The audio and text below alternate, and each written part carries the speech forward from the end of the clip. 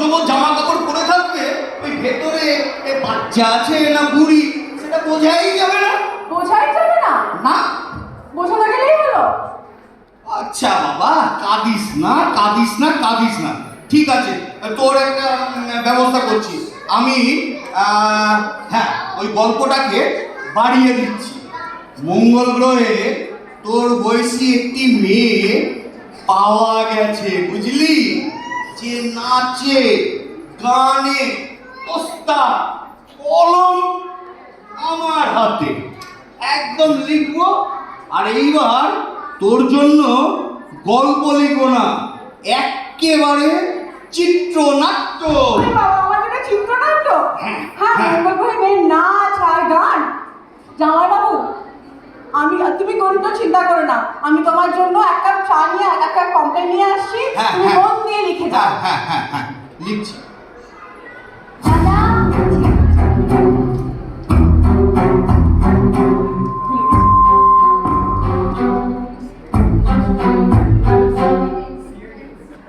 দাদা, দাদা বাড়ি আছেন? এই don't disturb stupid nonsense, get out. এই লোকটাকে ঘর থেকে বার করে দে তোরে টুম্পা। ইহকালের নাম শুনেছেন? সারা দেশের 1 নম্বর পাবলিশার। অ্যাডভান্সের কথাটা মাথায় আছে? আর তুমি ইহকাল, আর তোমার লেখা আগামীকাল পাবে, আর আগামীকাল যদি না পাও তো তার পরের কাল পাবে, আর যদি তাও না পাও তাহলে 2 দিন পর এসো, ওই অ্যাডভান্সটা নিয়ে যেও। অ্যাডভান্স নেব না, লেখাটা পাই কোন পাথরে, লেখককে তুলে নিয়ে যাব। ভালো ছেলের মতো বেরিয়ে আসুন। জামাইবাবু, তোমার কমপ্লেন। ভাগা। তুমি কিন্তু জানো না, আমাদের জামাইবাবু কিন্তু ভীষণ নার্ভাস মানুষ, আর বেশি কথা বলে কিন্তু পুলিশ ডেকে দেবে।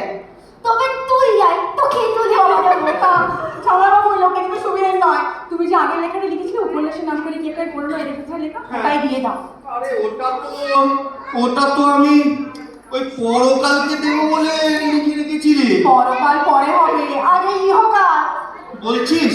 আচ্ছা তাহলে জিজ্ঞেস করে দেখ নেবে কিনা। ওই ইহকাল কাকু নেবে, মাইকেল জ্যাকসন নেবে। ওইটাই তো নেব রে। কত বড় পপ সিঙ্গারের জীবনের কথা জিজ্ঞেস করছিস কেন রে টুম্পা? বলে গেলাম না আগের দিন, তোর জামাইবাবুর লেখা চেপে পরকাল পত্রিকা ধন্য হবে। এক্সকিউজ মি, ওটা আমাকে বলে গিয়েছে মাইকেল জ্যাকসন ইহকাল পত্রিকার জন্য। ইহকালের ব্যাপার নয়, মাইকেল জ্যাকসন এখন পরলোকে, কাজেই পরকালের ছাপানোর বিষয়। আরে ছাড়ুন তো, সকালবেলা থেকে পরকাল নিয়ে বসে আছে, যত ফালতু কারবার।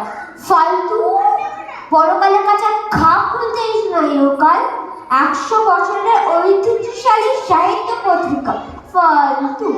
এই শর্মা এর ওল্ডেস্ট এডিটরের নাম